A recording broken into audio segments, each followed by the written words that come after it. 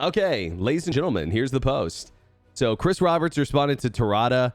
Terada made basically a post on quality of life stuff. I have not read through this post, but it looks like some pretty basic stuff, honestly.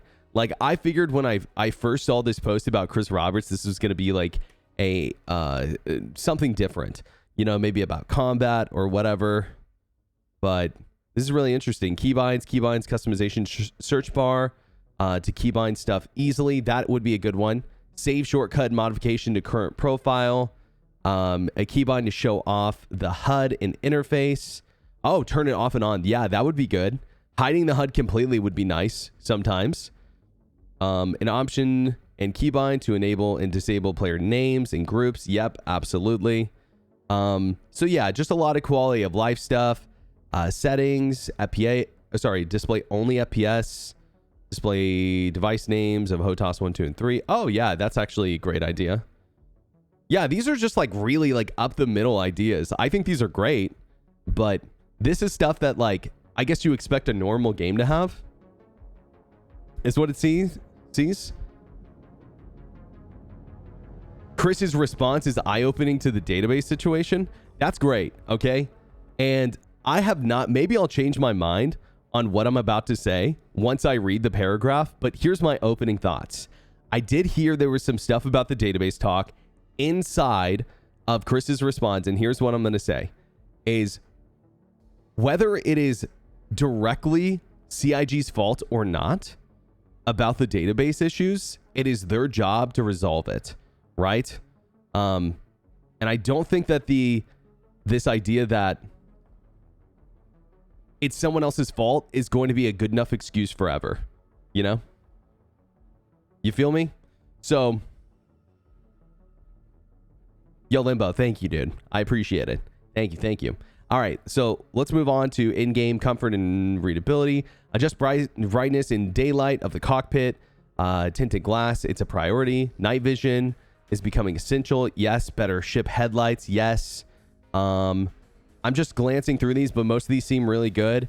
Remove fleet manager spam voice. Yeah, remove Grimhex ATC that screams at you. I actually don't mind the Grimhex ATC.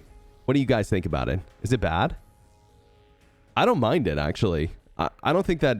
It's been a while since I've been like, wow, that was like really bad. It used to be louder, I thought. I don't know.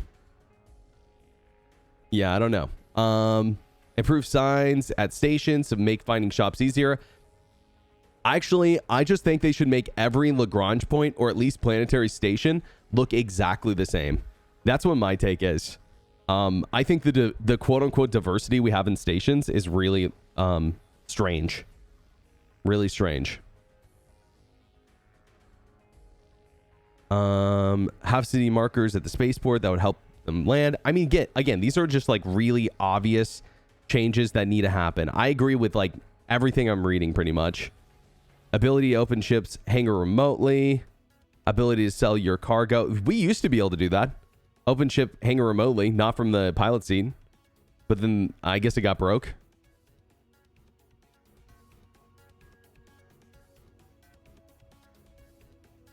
I don't know, Banana. Yeah, I don't know. But yeah, if it's a problem, they need to fix it for sure. The Grimhex thing, if it's a problem, they need to fix it. Third-person camera is, third-person camera vehicles stay horizontal to the planet's horizon. I feel like this is contextual, but sure.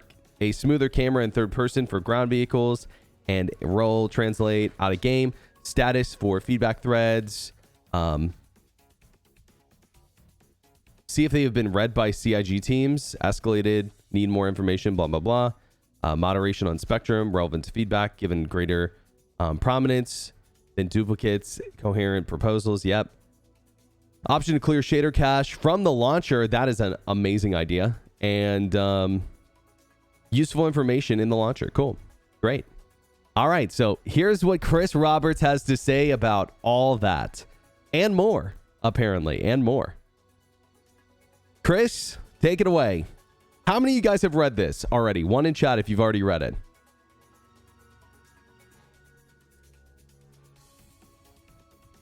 Okay. Quite a few of you. All right. I'm going to do my best. You guys know I'm dyslexic. Everyone knows the rules. It's not going to be pretty, but I'm going to get through it. Hi, Tarada. I just wanted to thank you for your suggestions on quality of life in Star Citizen. Also, your incredibly awesome flying and video capturing skills. Whenever I want to show something, the huge range of things you can do in Star Citizen, your low flying or 100 players getting together YouTube videos are part of the links I like to share. That's a huge compliment, honestly. When I started on this journey in Star Citizen 10 years ago, I never imagined such dynamic and beautiful footage showing off both what the technology of Star Citizen can do, and more importantly, what players can do in a huge sandbox game we're building. Oh, sorry. Let me let me turn off. Yo, Granola, I just added you on Discord. Just added you on Discord, dude. If you want to go check that out. Yeah. Appreciate you, dude. Okay, let me get back to this. Back to your post. Seeing tight and concise constructive feedback like this is super helpful. Also, I just wanted, I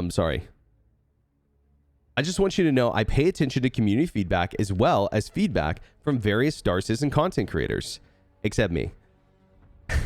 This year has been an especially difficult one in terms of stability and quality of life due to the rollout of persistent entity streaming in 3.18.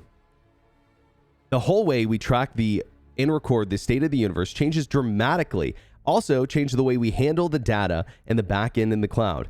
Because of how we record this data PES, we needed to switch to a different kind of backend database.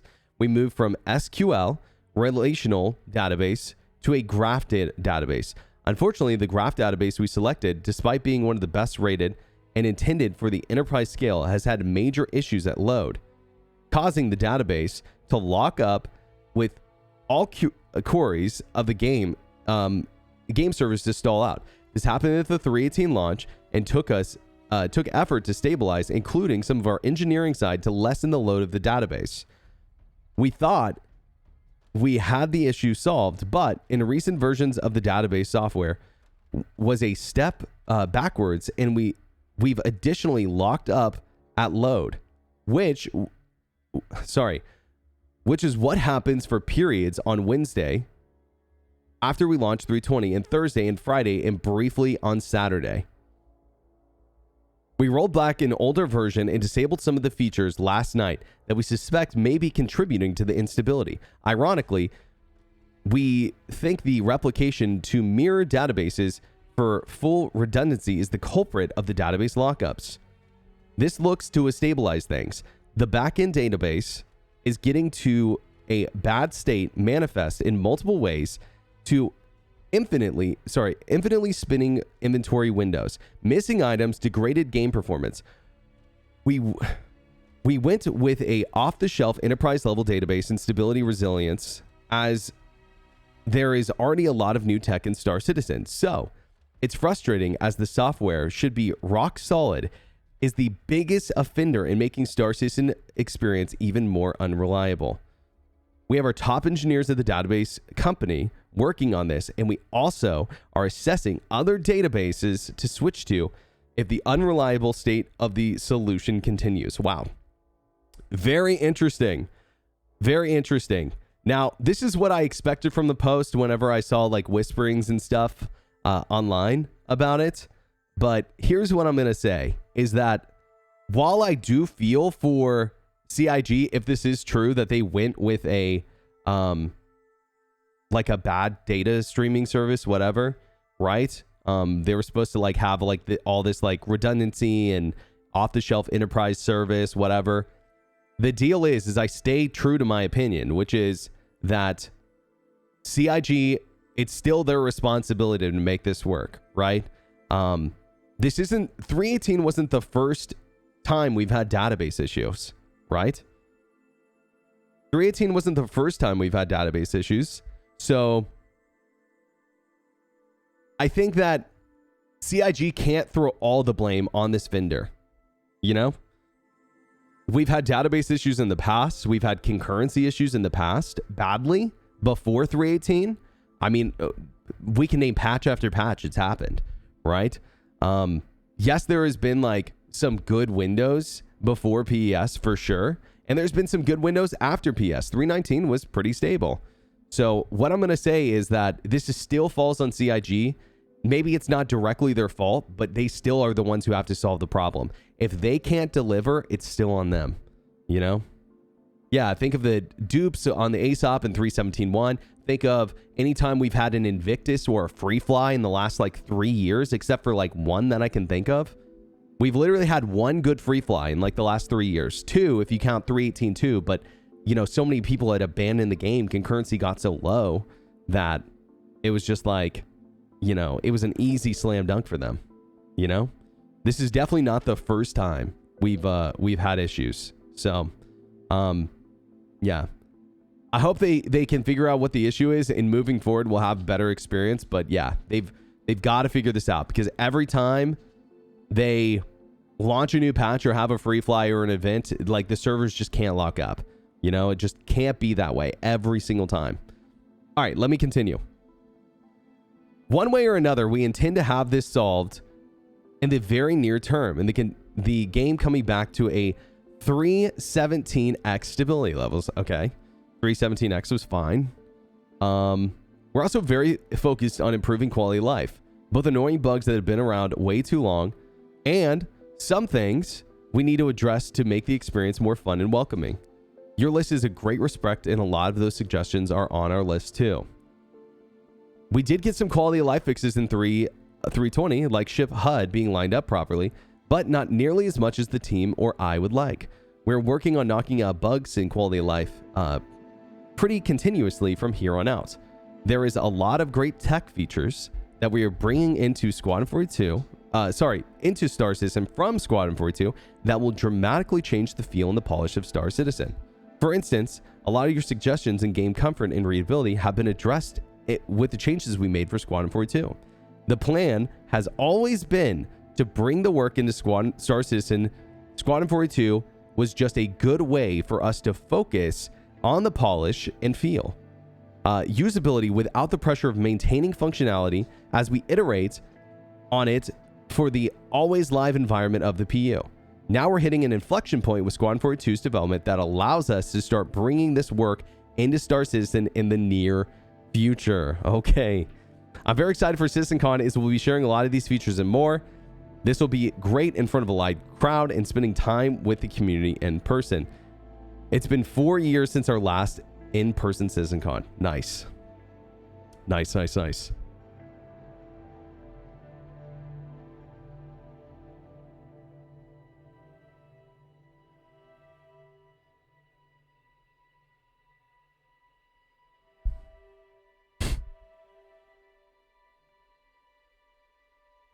Yo, Zero, what's up, dude?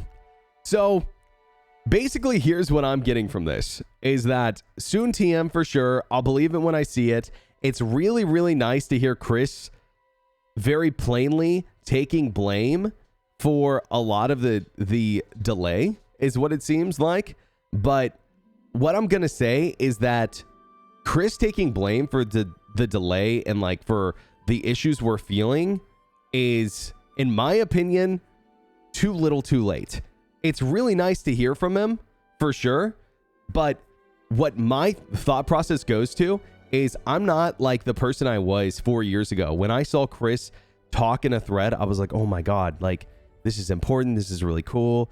Like, Chris, thank you so much for taking the time to address this, blah, blah, blah. I'm just like, cool. I'll believe it when I see it. Now fix your game. Do you know what I mean? Like, not even in like a rude way, but it's just like, if you can't deliver, what you're saying in this thread means nothing, right? That's the truth. Not that I don't respect Chris or anyone from CIG, but if they can't fix the game, if they can't put action behind their words, this thread means nothing, right? So, absolutely, he's putting blame on the third-party database company, but he's also taking blame himself, right? I don't think that he put enough of the blame on CIG for that decision, right? Because ultimately they are responsible for the game. I'm not saying that it's not probably frustrating on their end, but the thing is at the end of the day, like I said, if they can't deliver, none of this matters. None of this matters. We've heard this before, right? It's coming in soon. From Squadron 42 to Star Citizen, it's coming in soon. We're adding these features, yada, yada, yada. So, again, it's not that I think that CIG can't do it, but I'm at the point, and I feel like most people are at the point of like, okay, Chris, awesome. Thank you for talking and representing CIG. Now do it, right? Because the thing is that if we get to 12 months from now and they release a patch and it's the same old BS, I think that CIG is going to be in a rough spot. In fact, I'm going to say, guys, is if they launch 321 and it's in a rough spot, if 321 is a swing and a miss, dude, I think it's a bad news bears for CIG. I really do. I think it's bad news bears. Exactly. They're already in a rough spot. But I mean, it's just only going to get worse from here, right? Because at the end of the day, at the point we're at in development, we're 10 years in. Yes, they have done a lot of like work to get to where we're at, but we're so far in the development at this point that if they can't deliver, it's useless, right? How long have we been saying that though? You make a good point of like, oh, if they don't do this soon. But the thing is, dude, is I've been ear to the ground in this community for a long time. Long time. And this is the most like distressed the community has ever been with the game. Genuinely. I can't think of another time the game has been, maybe besides 3.0, but I mean, that's a long time ago. We're in a completely different place. We're in a completely different place than we were in 3.0, right? It's clear to me that Star Citizen is releasing a viable product and that the game is good if it was in a more stable place and if they had focused more on quality of life and if the backend was working right. A lot of ifs. Nobody in their head is going, this is impossible anymore. What most people are saying is, can you guys do it? Right? It's not, is it impossible, but is it impossible for CIG? And I think people just need proof that CIG can deliver.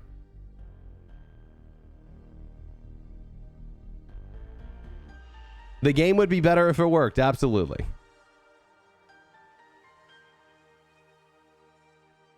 I don't think so. We're a glutton for punishment. I think we just wait on the next patch. I don't think so.